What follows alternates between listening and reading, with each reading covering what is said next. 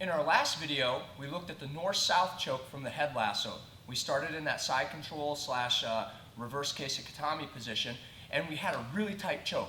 One of the biggest questions that I get from my students is, what happens if we can't clear that arm that's on the hip?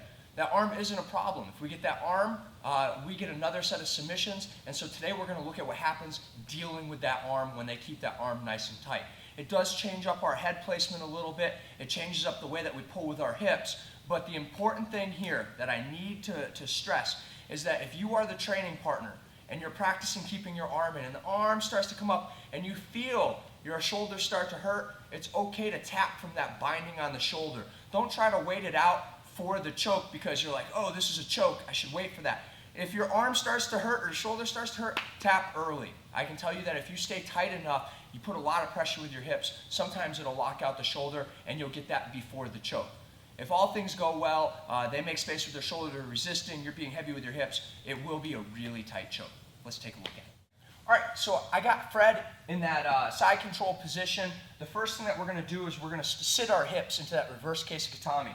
You can see that this position or this distance between his shoulder and his elbow is fixed, and there's some space between the hip and the elbow.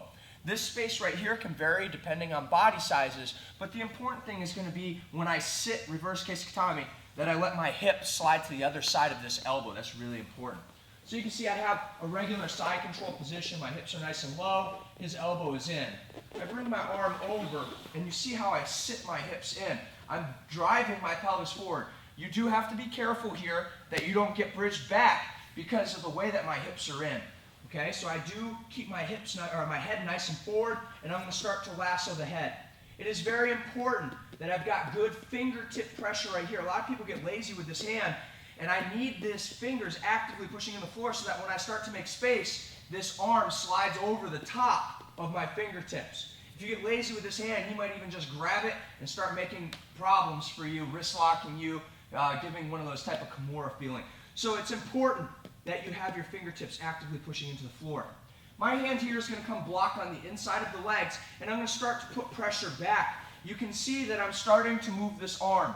This is the best case scenario, is that I move the arm. If the arm doesn't move, that's okay, don't stress out, we'll look at that too. But for right now, as I start to move my hips back, you can see that his arm starts clearing over top. Now, moving just a little bit so you can see this, you see my fingers come out, that's why those fingertips were actively pushing into the floor. My spare hand is blocking the hips so he can't make space into me. And now instead of going more north-south, I'm going to start to drag my ear all the way down here by the rib cage. It's important that my hips and my rib cage keep good pressure on that shoulder, or on the outside of that tricep. At this point, if they have problems with flexibility in their shoulders, they may start to bind here. It might still feel uncomfortable. I'm going to turn this hand up, and it's going to grab that tricep. I'm in good shape now. He's not getting that back, okay?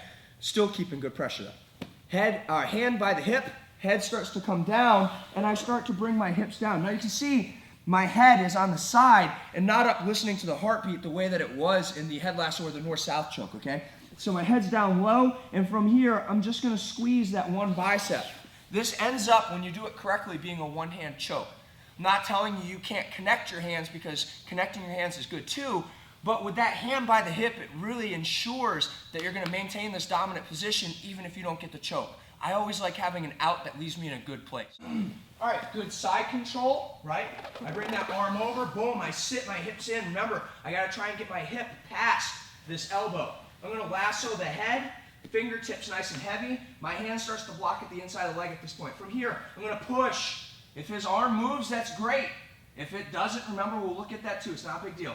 I'm moving, I'm moving, I'm moving. I'm still staying heavy. Now from here, my hand slips down by the floor. As I switch my hips, I don't want to disengage my body off of that arm. I want to stay heavy, and so that I can bring this hand in and control here.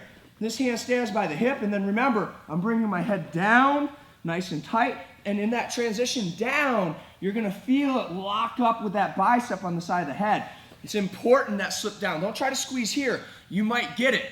But with this nice and tight, when I come down here, remember, with this nice and tight, my arm holding, when I bring my head down here, this is fixed. It's going to tighten that all up. So it's important that we drop that head beside the body right here, hand still blocking, and then I'm just going to squeeze that. Good control, hips nice and low. I bring that arm over. If you can get it all the way over on the other side of the elbow, that's great. If you can't, you can get it in here, that's fine. Control, switching those hips. Remember, I brought them in far enough that it's a little bit compromising to my base. If he starts bucking into me or taking me back that way, I'm going to want to slide right back out. Okay? Here, I lasso the head, fingertips actively pushing into the floor. I'm moving my hips. Remember, I'm trying to scoop that arm nice and tight. Heavy with my hips, keeping that tricep dominated. Nice and low. My nose goes towards the floor, not on the floor. My ear's in his armpit, and then I squeeze with that one arm. That arm comes over, all right? If you want to bring it all the way over, that's okay. Here, I find that it's a little bit better if he tries to bridge into me because it'll help kill that underhook. I switch those hips. Look at how low I get, all right? Keeping that head nice and low too. Boom, I lasso, fingertips actively into the floor, okay? Hand blocks the hips. I move my hips nice and low, dominating. I control that trap with my hand. Lower, lower, look, you can't see my head. I'm hiding it. Nice and low, one-handed squeeze. That head sliding off the far side so you can't see the head, that's really important. Make sure you don't go so low that your nose is touching the floor, and make sure that you're staying heavy with your ribs and your hips on his tricep. That's a really important key.